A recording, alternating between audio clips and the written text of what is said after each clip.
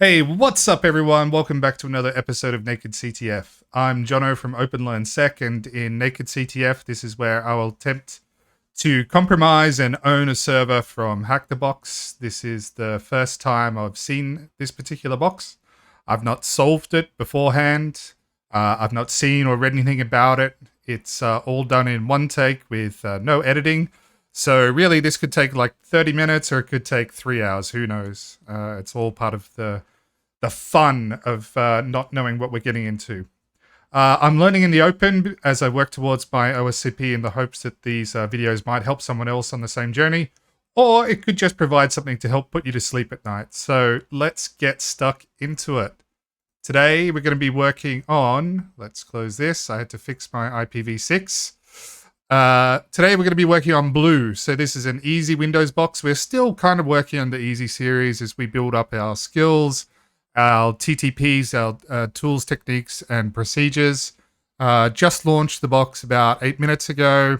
We've got an IP here, 10.10.10.40. I am trying to get a little bit more organized in my flow where I will be storing things like the IP address of the target and the URL of the target if it's a web server in environment variables just to make things a little bit easier. I've been cleaning up my notes. My perpetually unorganized notes are now a little bit more organized, not quite where I want them, but getting a little bit better. So let's see how it goes today, whether things are a little bit smoother. Always looking to just kind of optimize my workflow here and try and improve things. So look, as always, we start off with enumeration. And why is that not selecting? There we go. There we go. Okay. Hands not quite listening to the brain today. So, as always, enumeration, nmap, minus SC, minus SV. We're going to use that IP environment variable. ON to save our results, nmap1.txt. We can save all the rests, and off we go. So straight away we get some results back. We're doing the top 1,000 ports now. I will get a more aggressive scan going over here, which is going to be nmap minus a IP. Let's just make sure we're using all ports. Minus a.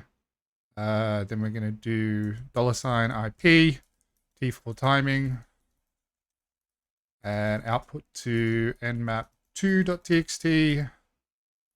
And once this is finished, we'll kick this one off, and that can work along in the background. So yeah, look, this is just to make sure that if there's anything outside of this top 1,000 ports list, that we're going to catch it. Straight away, we can see we've got some common Windows ports here, 445, 139, 135, some Windows RPC ports. It's looking like it's about halfway done on the service discovery part. So let's see what we get back.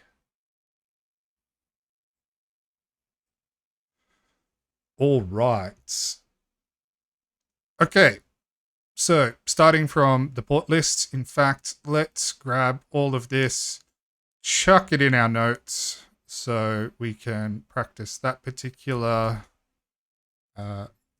good hygiene of our workflow as well. We'll kick off the aggressive scan just to be diligent. And this is my somewhat organized notes list. Let's get a copy.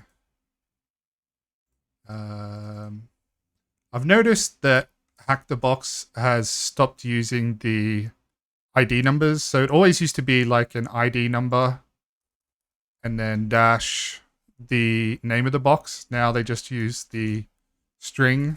So I'm just going to follow that convention from now on. So this is just going to be called Blue.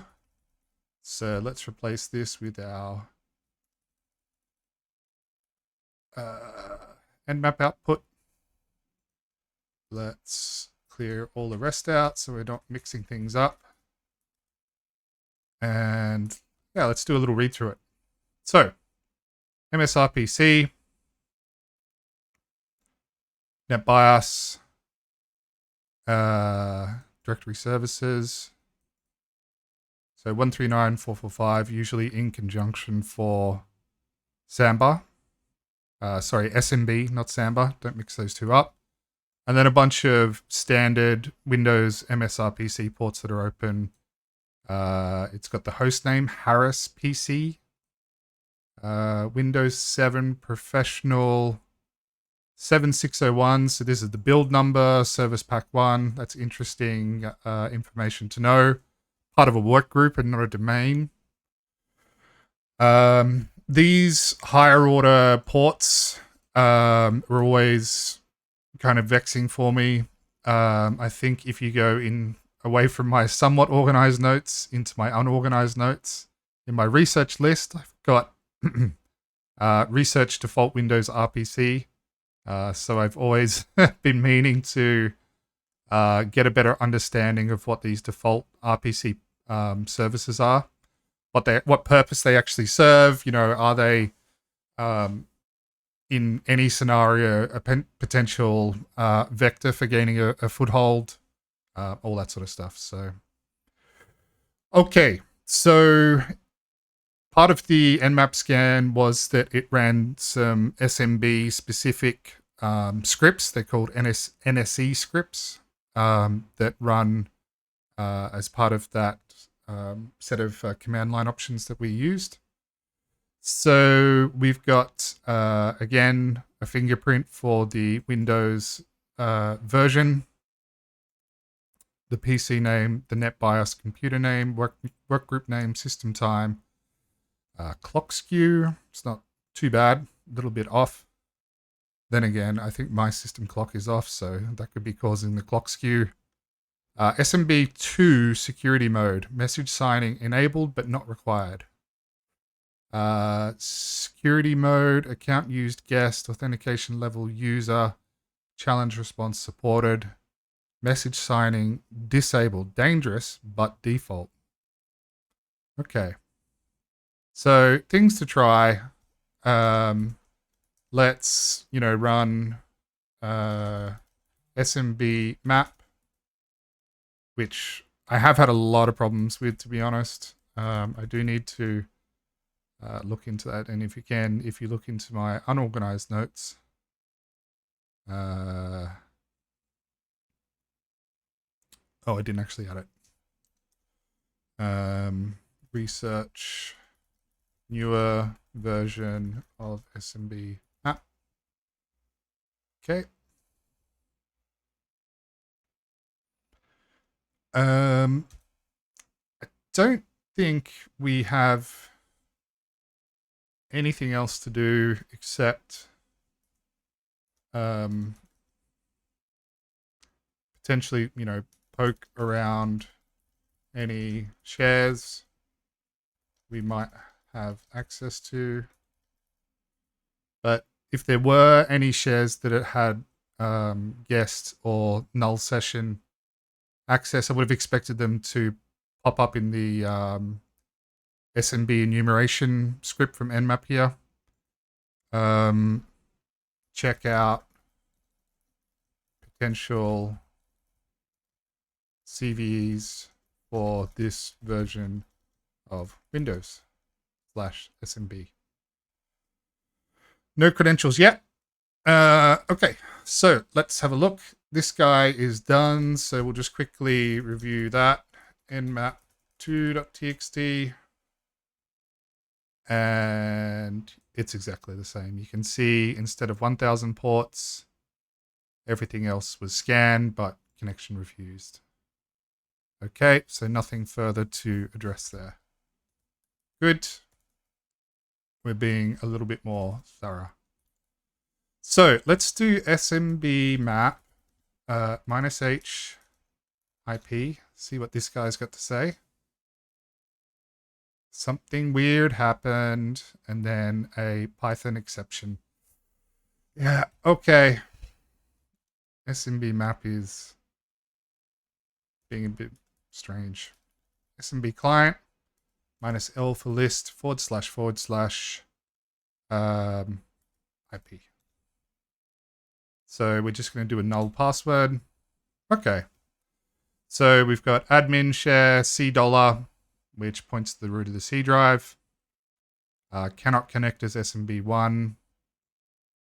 IPC, which is again a default administrative share. And okay. So let's have a look at our other notes that we have in terms of SMB enumeration, I should say. MBT scan is not really useful. SMB client.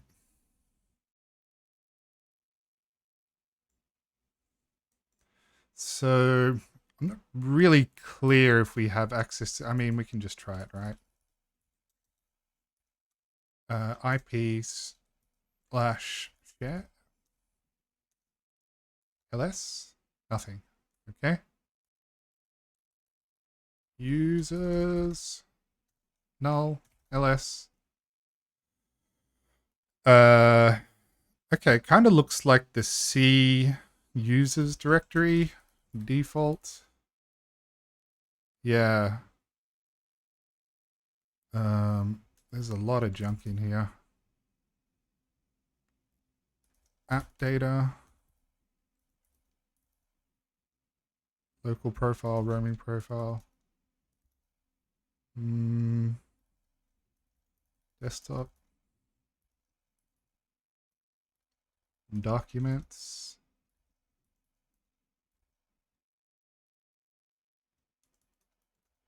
Alt user is usually the profile that's used to create a profile.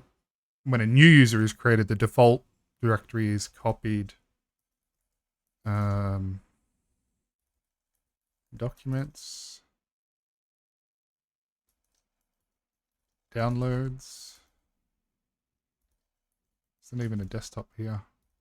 What is recorded TV? That's unusual. Recorded TV.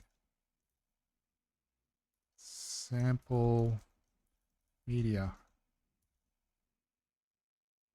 Win7 scenic demo short. Okay. Some weird Win7 thing.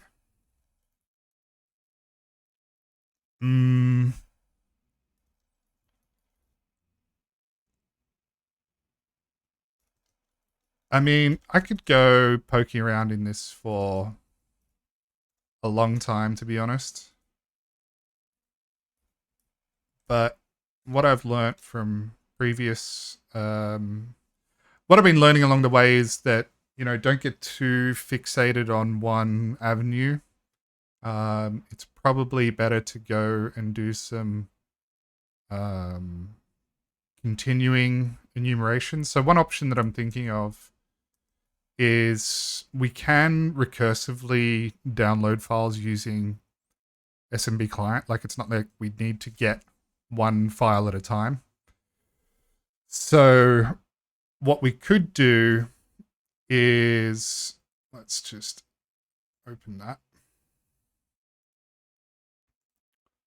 What we could do is use SMB client, recursively dump users share and grep for credentials to try and access to try and escalate to $C share. Like, if we had an admin user, we could open that $C share and we could read and write to the entire volume, which I'm not sure like how we can't execute anything. So look, let's just make a note. The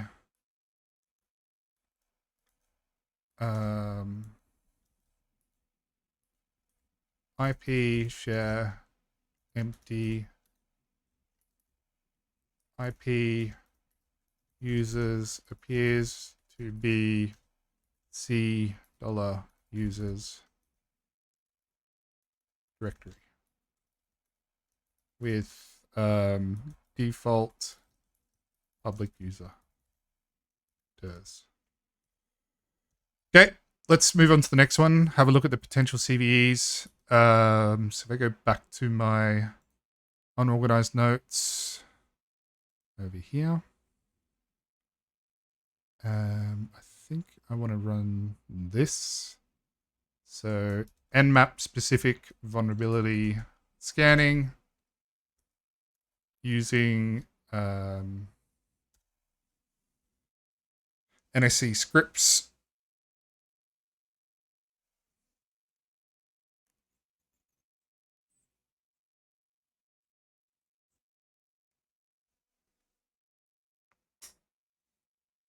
Oh, very interesting.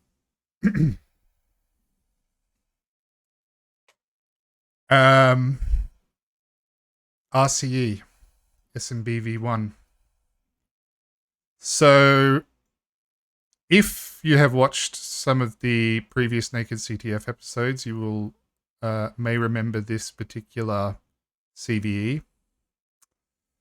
And what happened was, let me just quickly recap, is that, let me go back to the notes for it. I can't remember which box it was.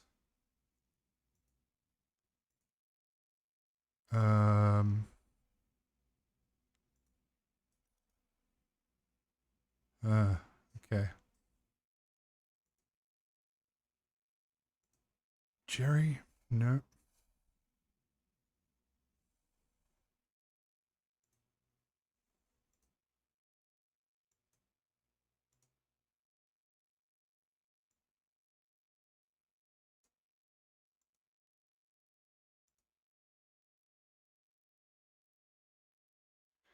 Anyway, this vulnerability popped up in another box that I was doing, but it wasn't the actual vulnerability that was used to compromise that particular host. I'm just trying to find it. Nope. Shocker. I think it was one of these recent ones. Legacy.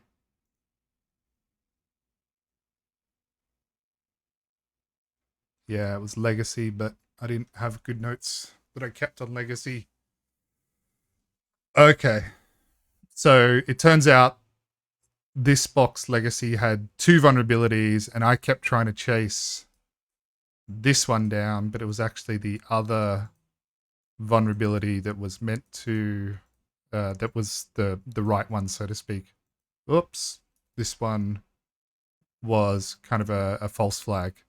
So, because I spent so much time looking at this, let me just double check. So MS17010, I think this is Eternal Blue. The fact that the box is called Blue kind of gives me some excellent confirmation bias, and the fact that it's all in my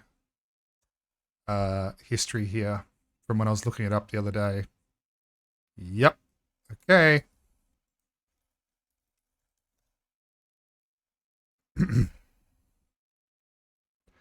And I believe this drops you straight into root or straight into NT Authority system, because the service that's actually compromised is running as NT Authority system. So once Metasploit is warmed up, we will simply search for the Microsoft Bulletin. We want exploit. Rank average. Eternal Blue, Eternal Romance, Eternal Romance. That's a scanner. Double pulsar. Right, let's just try the first one. Use 0. No payload configured, defaulting to Windows x64 Meterpreter. And I think that's okay because if we go back to our notes, Windows 7 Professional Service Pack 1. So I'm going to assume that it's 64-bit and not 32-bit. So let's have a look at options. Set R host is 10.10.10.40. R port 445. Yep, that's the one that's open. SMB domain, we don't care. Pass, use SMB username and password, we don't care. Verify architecture and target. Yep. The listen address, let's change the listen to just our VPN interface, ton 0. And let's run. Host is likely vulnerable. That's good. Oh, looking good.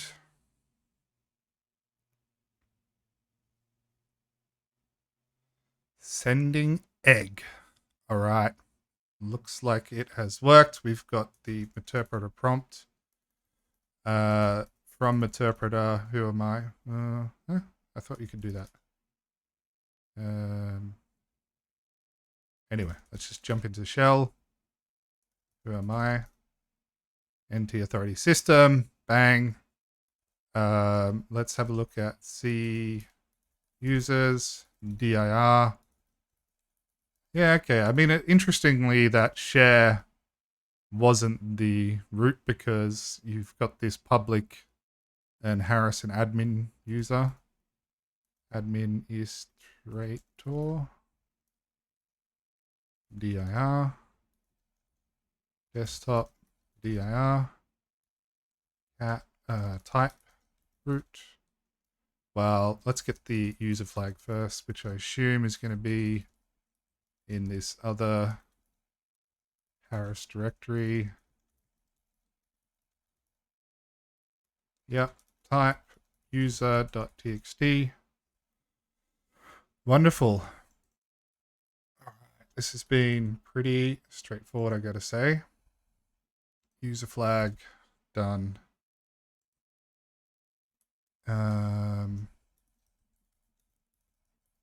CD administrator, desktop, type root.txt. And let's grab this one. Bang that in. And boom! That is the box done. Really cool. Blue has been pwned. Wow. Well, that was pretty good. I mean, I think 23 minutes. That's probably the fastest CTF that I've done on HackTheBox. And it's pretty straightforward, to be honest. I think what made it more straightforward was that I was chasing down Eternal Blue MS17010, which is the Microsoft security bulletin number from a number of years ago. So when I saw that pop up in the Nmap output, straight away it was pretty obvious. And it was the only vulnerability identified. So it was that combined with the fact that it was a much older version of Windows. Pretty straightforward. So I'm going to go write this up in my notes. And a real simple one, which is always nice rather than, having to struggle through again and again. So really enjoyed that. All right, it's been a lot of fun. If you stuck around to the end of this video, thank you very much, and have a great morning or evening or night or whatever time it is for you, and I'll see you in the next video. Thanks very much. Bye-bye.